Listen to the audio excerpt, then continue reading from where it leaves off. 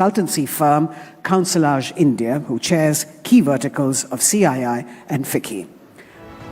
Dr. Ashutosh Raghuvanshi and Suhail Seth.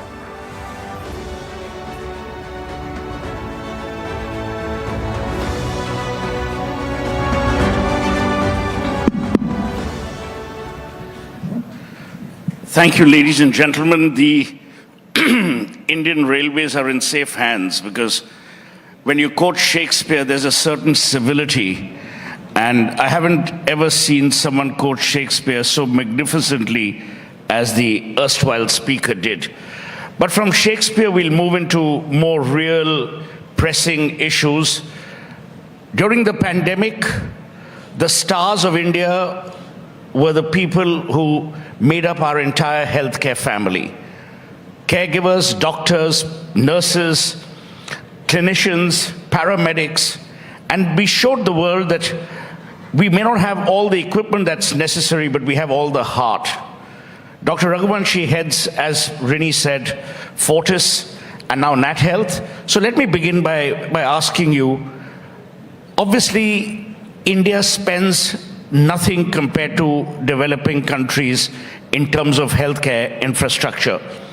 How do you think we're going to bridge the gap? Because a multi-trillion-dollar economy cannot have a weak healthcare system. Thank you, Suhail. It's a very good question. And I think it is very important to understand that healthcare and affluence don't have to go hand in hand. And India probably would be one of the countries which would prove that healthcare is not linked to affluence. Because if you look at the systems which in the West, either a captive system or public healthcare system like what you have in NHS in UK, or for that matter, you see the US health system, and the amount of money they spend and what they get. You know the status of NHS. Yeah. They're virtually on strike, there are long waiting lists, etc. So those cannot be the solutions for us. And I think that is why it is very, very important to realize that the solutions for us, we can take inspiration from the different models from the West, but we cannot recreate just one of those models which is already proven to be inefficient. So one of the things which the current government has done and the transformation they have done is by creating the digital health care mission. And I think that is going to be the highway of future for the healthcare. And that is going to transform healthcare in India. You know, it's interesting you mentioned this. We live in ironic times. Fortis and many other hospitals are captive areas for patients from across the world, and especially, certain countries who want great health care. And yet, healthcare in India is not as accessible as it should be. Like if you look at rural India and semi-urban India, you don't have those kind of inroads into healthcare. Do you believe this dichotomy needs to be bridged, and if so, how?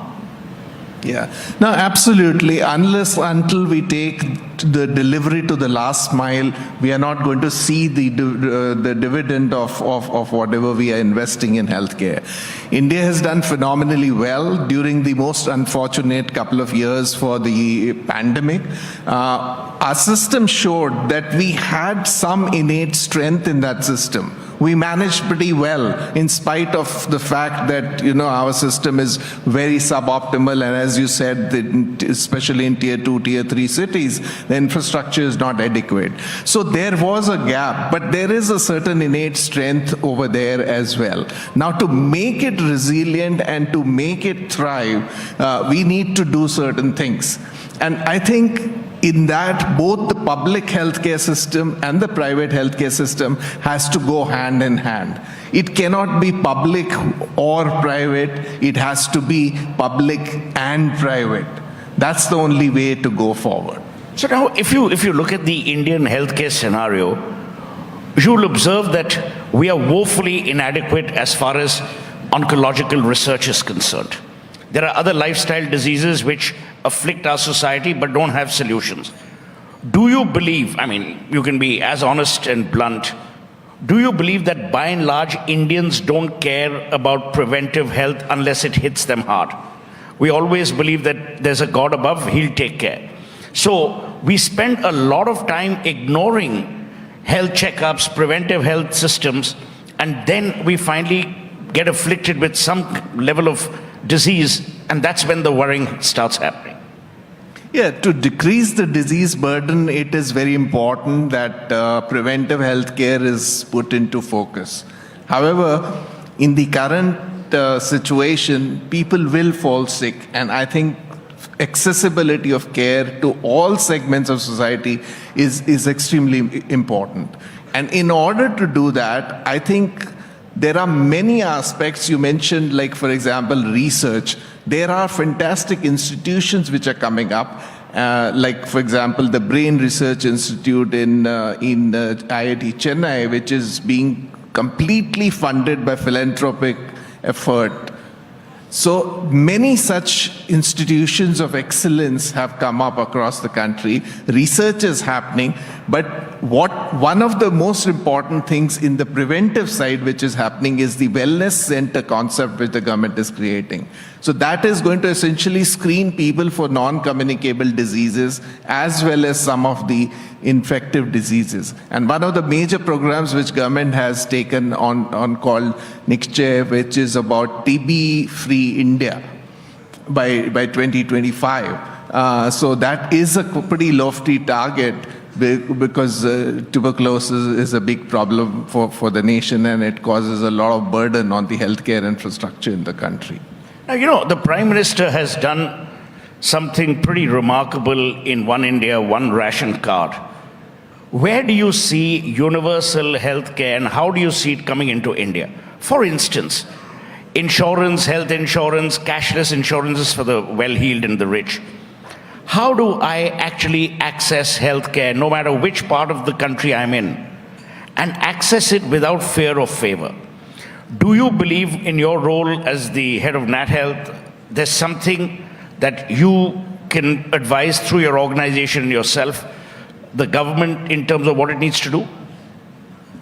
See, one of the points which you touched earlier is the creation of the infrastructure.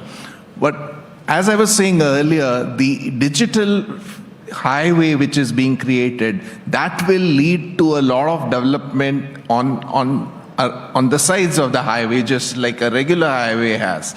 And that is what is going to get infrastructure going into these areas. I think one of the focus should be on how to make private investments attractive in other areas, not only on the provider side, but there are many other components of the healthcare ecosystem. If you look at the manufacturing, for example, for equipment, biomedical equipment, pharmaceuticals, etc., that's essentially all private sector, and that's what supports the public sector as well.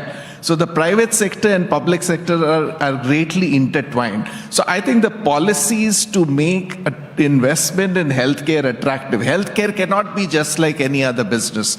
Healthcare has to work with a slightly altruistic motive. And in order to deliver that kind of care at the last mile to those who are disadvantaged, it is very important that the investment comes into private healthcare in all the components of private healthcare, whether it is manufacturing, whether it is service delivery, whether it is diagnostics. So it's interesting you mentioned this. Let's go back 30 years, 40 years, when the first All India Institute of Medical Sciences was set up. The dichotomy or the irony was 50% of the patients were from Bihar, as were 50% of the doctors.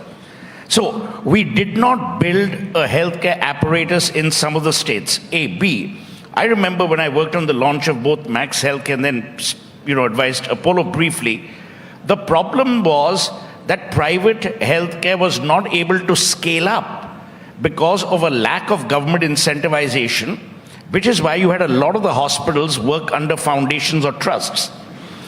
Where do you see this change and how will it change?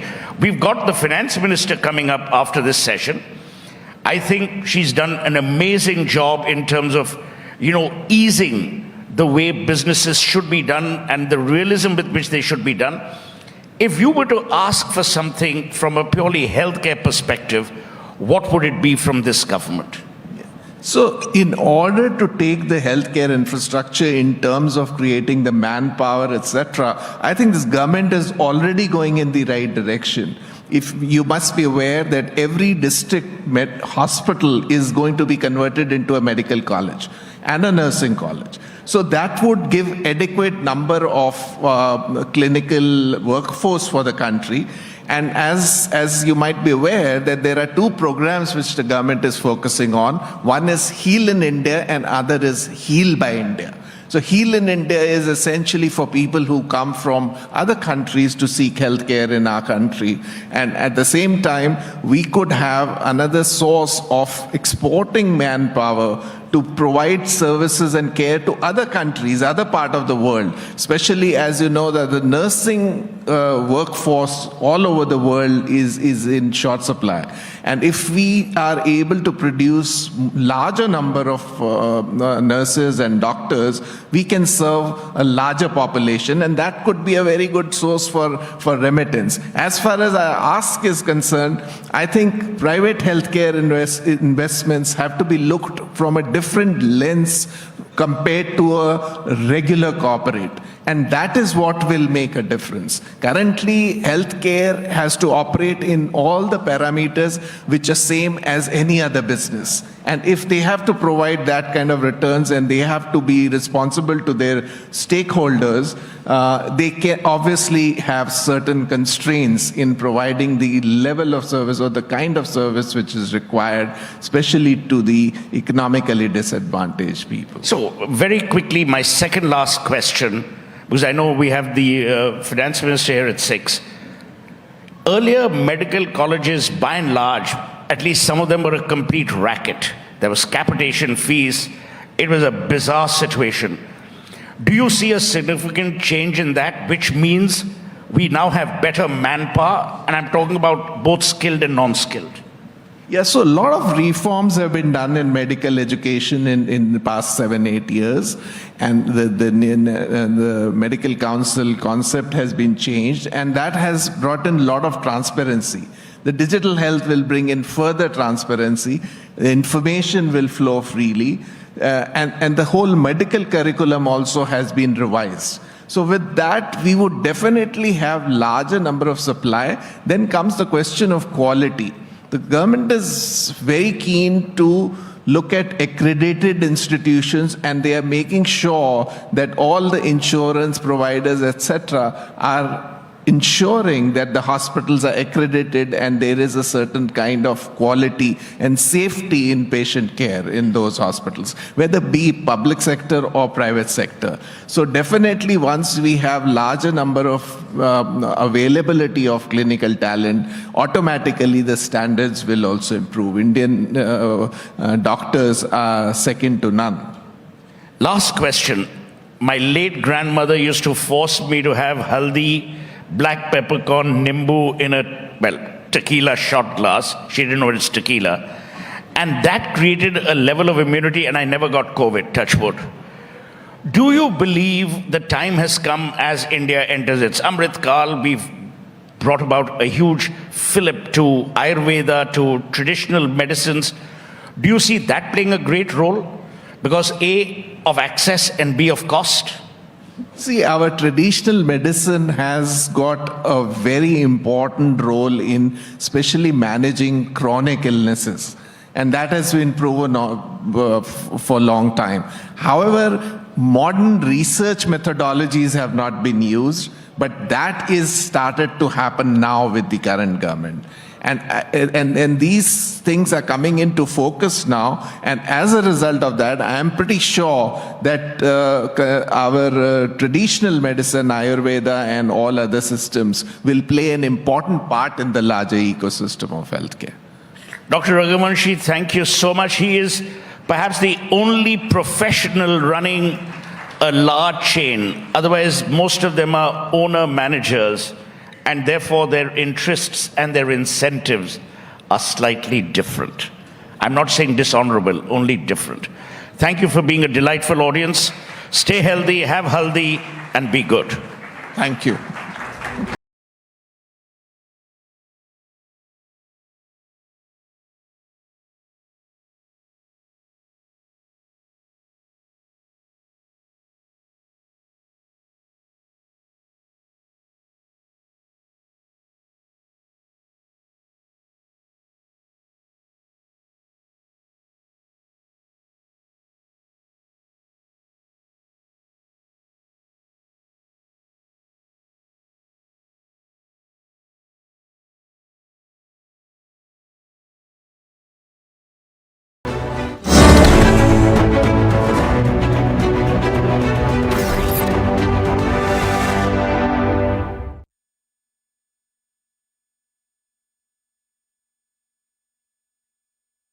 Technology, the way it is galloping, with the help of artificial intelligence, robotics, battlefield of things, Internet of Things, the changes that are going to take place are not going to be incremental, not delta changes. They are going to be huge.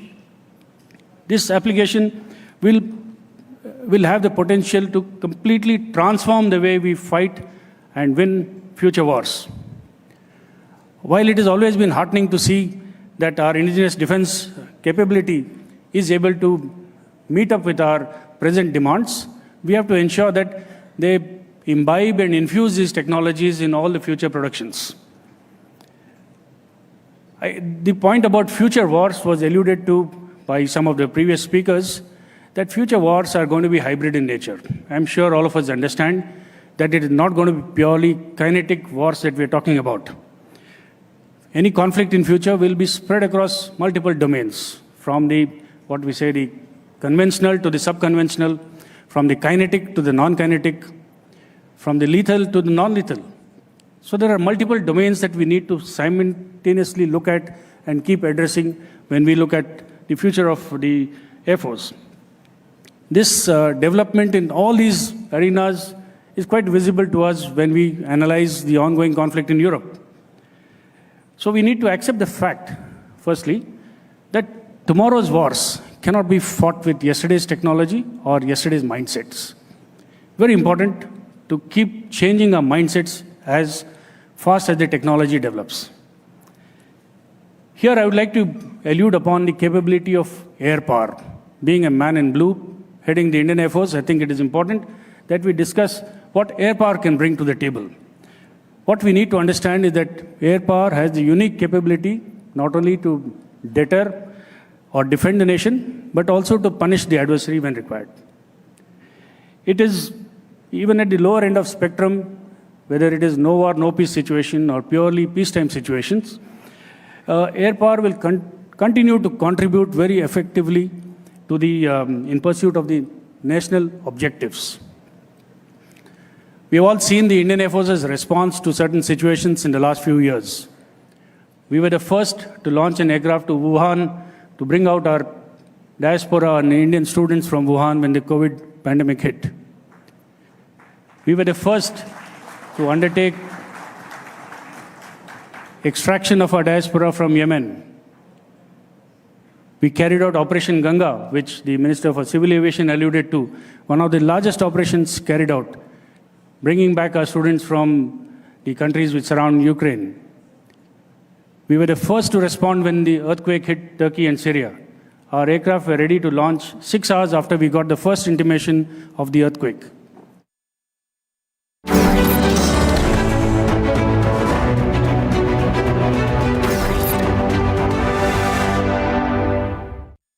RP Sanjeev Goenka Group presents Republic Summit, Time of Transformation, co-powered by Robin Group, manufacturers of electric cables and solar systems. Bharosa rakho, surakshit raho. Mind Super App and beyond. LIC, हर पल आपके साथ. Knowledge Partner, Amrita Vishwa Vidyapeetham, Education for Life, Education for Living. Infrastructure Partner, Rungta Steel TMT Bar, ekdam solid. MSME Partner, You Grow Capital. Defense Partner, Paras Defense and Space Technologies Limited, a premier defense engineering company. Healthcare Partner, Scanray, nothing is opaque. Travel Partner, Ease My Trip, Take It Easy. Nutrition Partner, Skirrup, the protein superfood of Vikings. Prayer Partner, Z Black 3-in-1 Premium Agarbatti, Prathana Hogi Sweekar. With him for the last year and a half, 2 years, the way he looks at PERT charts, the way he looks at deadlines, the way he looks at execution capability, and his constant refrain that India has had multiple governments that have announced multiple schemes. We do not want to announce any more schemes. We want to make sure that the schemes that we have announced attain 100% saturation across the length and breadth of our country. And so he pushes each one of us. Where are you on that path of 100% saturation? Where are you on that path in providing capable service to our people through government schemes. And that's the fillip that civil aviation has gone through in the last 9 years. If you truly ask me, give me one word of the change of civil aviation in the last 9 years. The one word that has happened in India in civil aviation is the democratization of civil aviation. नागर विमानन का लोकतांत्रिकरण ये 9 साल में हुआ है. What was earlier seen as an elitist service, a service for a few, Prime Minister Modi has democratized that with Ude Desh Ka Aam Nagrik, the people that we heard about, the aspirations that were imprisoned in glass bottles. Those aspirations today, no pun intended, are actually soaring high when people through a